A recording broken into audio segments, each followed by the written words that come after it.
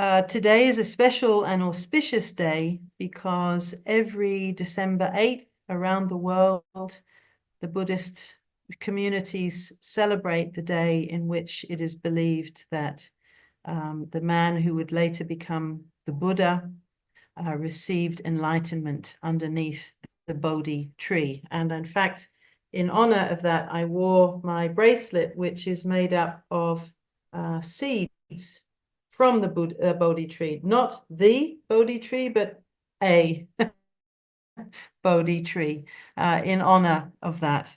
And I would also like to just pay a moment of respect to this moment, to this opportunity that we get every Sunday, whether it's in person or online, to gather and to honor the beauty of community and the meaning and the importance of it. And also to honor where we are, the land around us, the ground beneath our feet, and to honor this present moment. And one of the most famous Buddhist chants is Om Mani Padme Hum, which is a universal blessing. And I would like to place that universal blessing, if you will allow me to bless you all with Om Mani Padme Hum, and to bless our world with all of its chaos and ups and downs, but also its magnificence and its beauty and its love and its joy, the yin and the yang of our human experience. Om Mani Padme Hum. And also, as I've titled today's service, that we may all learn through these teachings and beyond how to walk gently upon this magnificent earth and make our steps as prayers and our feet as if we are kissing the earth itself, to quote Thich Nhat Hanh. And with that, I light the chalice.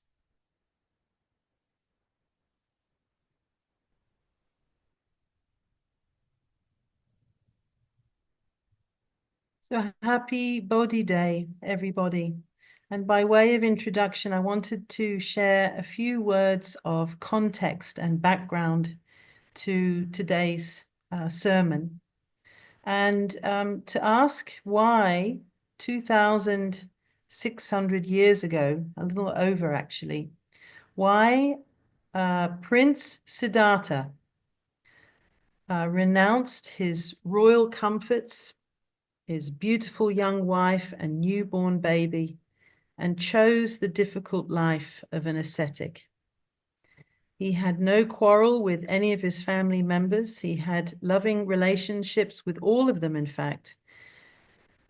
So when he discovered the universal path of liberation from suffering, he shared this knowledge with his family and relatives, in addition to the innumerable suffering people of the world.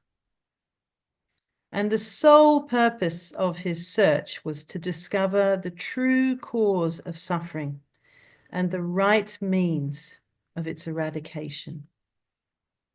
And he, in fact, spent 6 years of his life making quite a strenuous effort to discover this truth.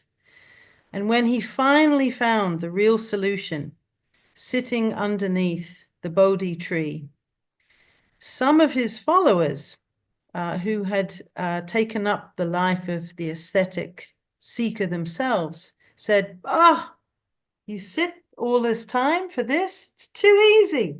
It's too simple. And they left. And in a way, they are right. It is too easy. And in a way, it is too simple. And yet, as we know, some of these things are very often the hardest things for us to adapt to in our own lives and to embrace and to live by. So the extraordinary thing is that 2.5 millennia ago, without the aid of any scientific devices And solely by the means of just going within, this super scientist of the spiritual world realized the truth that in fact there is nothing solid or permanent going on either in our bodies or in the entire material world. What appears to be so is actually not. And the incredible thing is that he had this knowing without any microscope or any means other than tuning into universal knowledge, that the entire material world is made up of innumerable, tiny little atomic particles, which are so minute they can't be seen with the naked eye. And he gave them a name, in fact. He called them Kalapa. And he realized in this moment of understanding and awakening that even the Kalapa is not permanent and is not solid. Apparently, as science proved millennia later, even these little Kalapa undergo constant shifting, changing, and combustion. And so it's in that context that I want to explore some of what the Buddha brought into this world and into our lives. And I also, as an honoring, wanted to give voice to three great teachers in my life. And they will be sequentially this. And I'm sure for many of you who are interested in Buddhism, these names will be very familiar to you. The first one is Pema Chodron, and I deliberately chose her because she has had such an impact on my life. She's an American Buddhist nun, and she's going to just lead us in a meditation around Tonglen. Tonglen, which is the breathing in of suffering and the breathing out of blessing. The other person later after her will be Andrew Harvey. Andrew Harvey has been instrumental in my interfaith journey. And I have in my possession more of his books than I care to count, to be honest with you. Such has been his impact on my life. An amazing man. He's still alive. He lives in the States, and prolific writer and speaker. And if you find him online, you will realize his deep, deep passion for this work. And then the third, of course, familiar to probably most of us, is Thich Nhat Hanh. In Buddhism, they love numbers. And so I'm going to share with you these following numbers: 3, 4, 8, and 1. And let me explain what I mean by that. So the first thing is I'm just going, it won't be long, I promise you, because I know that everybody wants to get on with their day, but I do want to bring as much of today's sermon as I can. I will just briefly touch on the enlightenment that the Buddha received under the tree. And then I would love to share 3 classic stories from Buddha's era. Now, you have to understand, of course, that this was in the time of the oral tradition. So none of this was written down until centuries later, but it has been passed on generation after generation. And I'd love to share these stories with you. They're very, very brief. They're almost like parables in a way. And I'd love to ask you later, what does it mean to you? What do you think this story signifies? And then at the very end, I'm going to share with you the last words that the Buddha shared, the last teaching, in fact, that he shared just before he passed from this realm into the next. So that's the number 3. Let's first of all look at the number 4.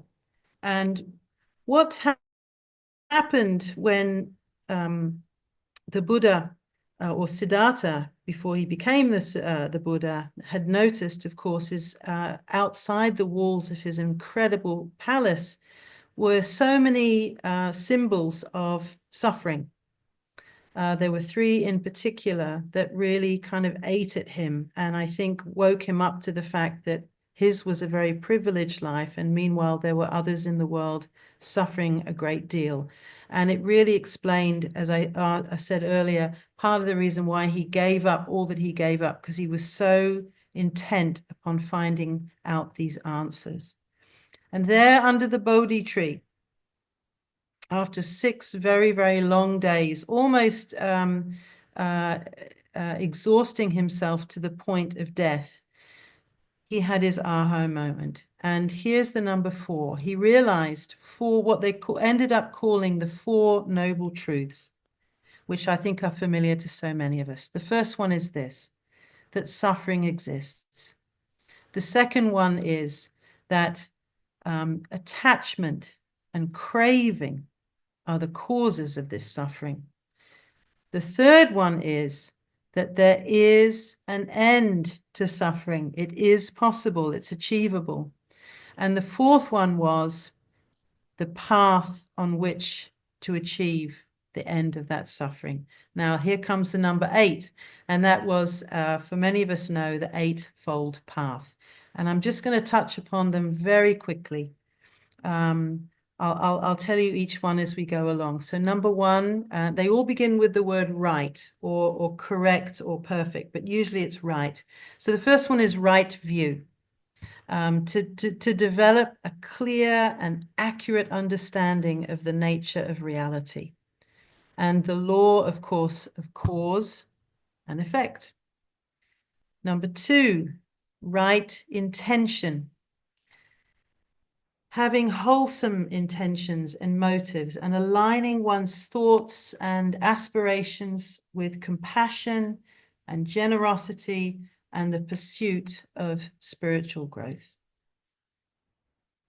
Number 3, probably one of the hardest, and that is, if we're honest with ourselves, it is, and that is that right speech, being truthful and kind. And if we are maybe to grapple with one in this current era that we find ourselves in, where truth and kindness seem to have evaporated, nevermore is it more important to the importance of truthfulness, kindness, and harmonious communication, and to refrain from gossip, harsh language, and false speech. Imagine a world with those. Number 4, right action, doing things that actually promote well-being, kindness, and non-harming. Number 5, and this was something that has really been a long path for me. And I feel I'm sort of entering it in several different ways, but right work or right livelihood. How many people do we know who are doing things with their lives in their jobs and they're not happy? And this is a path, as the Buddha said, towards the end of suffering, to find your right livelihood. But to do so through means that are ethically sound, and to avoid professions that are harmful to others or to the world.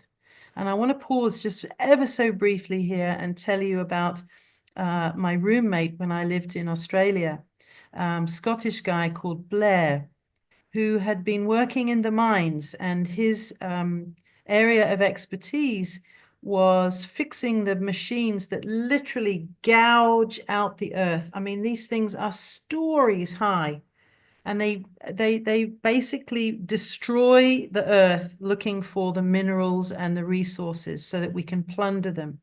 And he had, at some point in this, a wake-up moment, and he thought to himself, my livelihood is not ethical and is not kind, and it's damaging.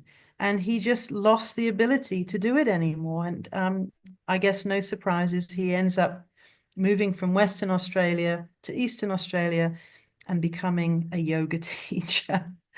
Now, it's an extreme example, but it's an indication that somebody who's not even a Buddhist can, if they so choose, tune into this universal noble truth, which is about right livelihood. Number 6, right effort. Consciously striving to develop positive qualities in our lives, such as loving kindness, compassion, and wisdom. Number 7, the ability to be fully present in the moment and to cultivate like a garden awareness, inner awareness and outer awareness in our lives. And here's the clincher. We've talked about it before, about Rumi's guest house. The acceptance of one's thoughts, emotions, and experiences without judgment. Very often we beat ourselves up because dark ideas and dark thoughts come, but as the Buddha said, just the only requirement is we don't get attached to them. And the last one, right concentration. And by that, of course, it's some form of meditation and meditative practice. So that we are in a place and of expansiveness to really gain insight into the true nature of existence and to transcend the limitations of our our ego self. The Buddha basically stumbled upon this, that these 8 steps on this path are what can help us cultivate a life of ethical conduct, mental discipline, and insight, and ultimately a liberation from suffering.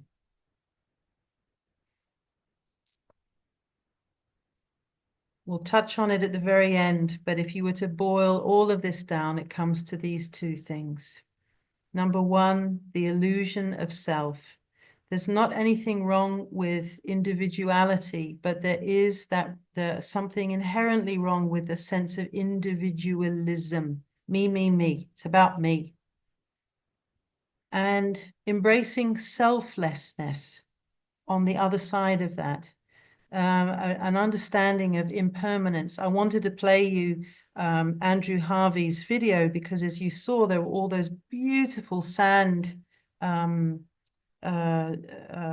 decorations on the floor, and I've just forgotten the name. You'll have to tell me in a moment.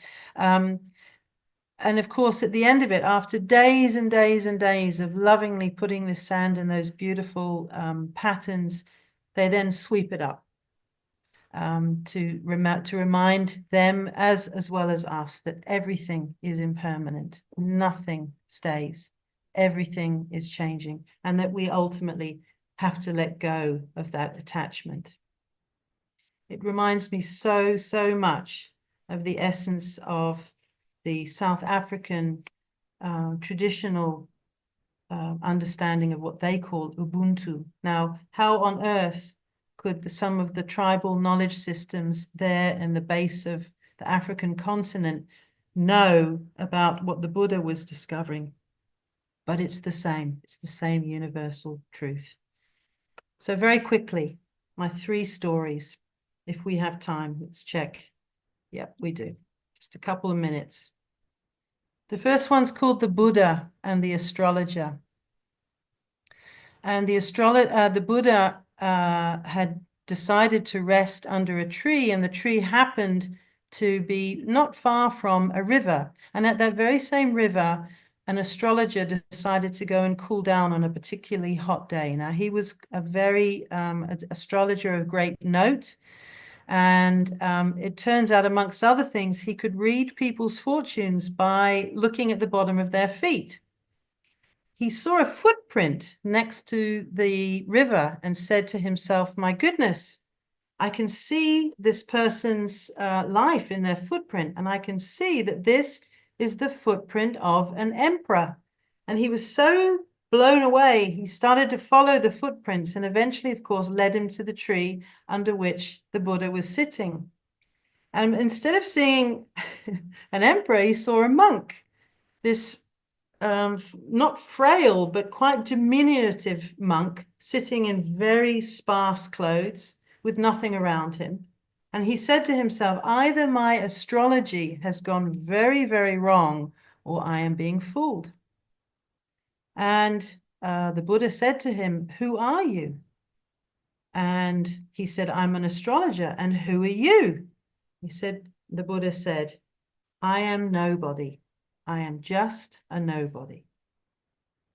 But you have the feet of an emperor, said the astrologer.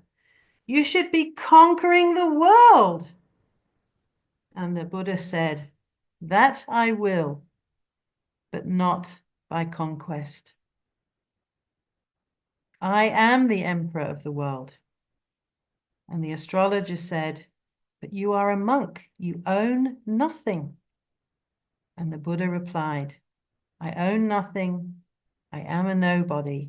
And that is why everything is mine.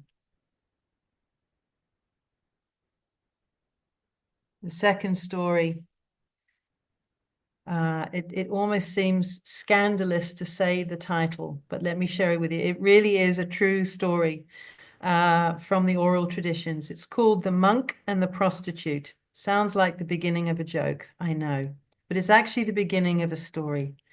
And listen to this. A monk who'd been, in those days, of course, they used to have to go and beg for alms and food.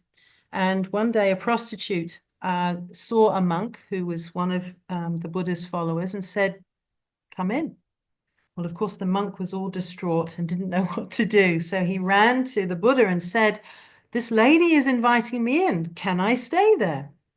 And the Buddha said, sure, if she's inviting you, you must go. You must stay there. Well, upon hearing that, the townspeople who were all around were up in arms. What? A monk is going to stay in a prostitute's home? That's it. This whole thing that he calls Buddhism is becoming corrupt. And people started to walk away in disgust. But the Buddha said, why are you so worried? The woman's inviting him in. Let him stay. What's the problem? So this monk did go and stay. And because of the rains and the rainy season, it got very cold. And he was only wearing a very thin robe. So she gave him a nice silk wrap and he covered himself with it.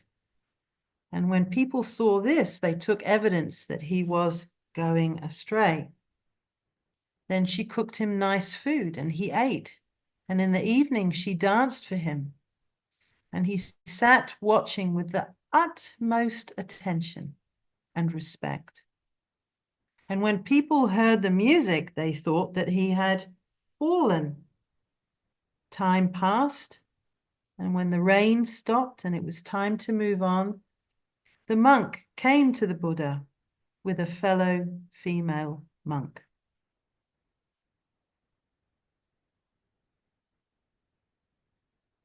And the last story.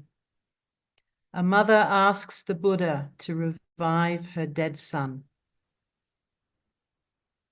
On a certain day, a woman who was the mother of 3 young boys had lost her husband and was grief-stricken. Naturally, after this, she clung on to the 3 children as her life. But the eldest boy also died after a year, and soon after that, the middle boy also died. Now she clung onto her only child left, her only family left, for dear life. But this young boy, the youngest of her 3, also died. And unable to bear this, she took the little boy's body and went to the Buddha. And she said, you and all your spirituality, whatever you are taking and talking about means nothing to me unless you bring this boy back to life. My husband died and somehow I bore that. My first boy died and then the second one and still I held on. But this last one is now also gone. So the Buddha, if you are real, prove it now by bringing this young boy back to life. The Buddha hesitated for a moment and said, I will bring your boy back to life. But first, go and get me a few sesame seeds from a house that has never known death. And carrying the boy's body, she went from house to house looking for one that had never known death. And after going through the entire town, she realized there was not a single home like this. Then she stopped. She buried her son, came back and sat at the foot of the Buddha and remained with him for the remainder of her life. And so to conclude, I promised you the one. And these are the last known words of the Buddha. He died at the age of 80. He was quite frail at this point and needed a monk to help him get around.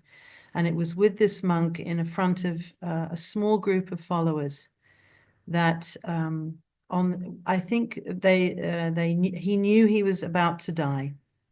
He was sick at this point.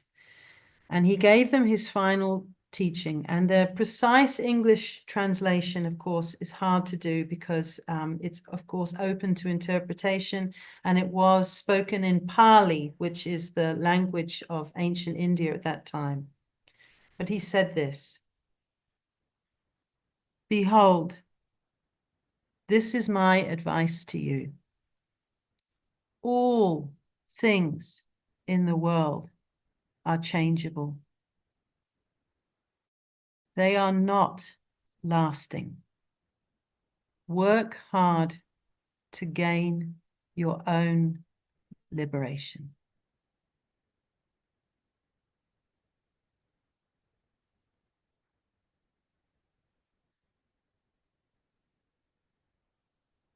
And so it is, and let it be so for all of us. Thank you, everybody. If you like this video, please like us on YouTube, subscribe to our YouTube channel, and click on the bell to be notified whenever we post a new video. Thank you.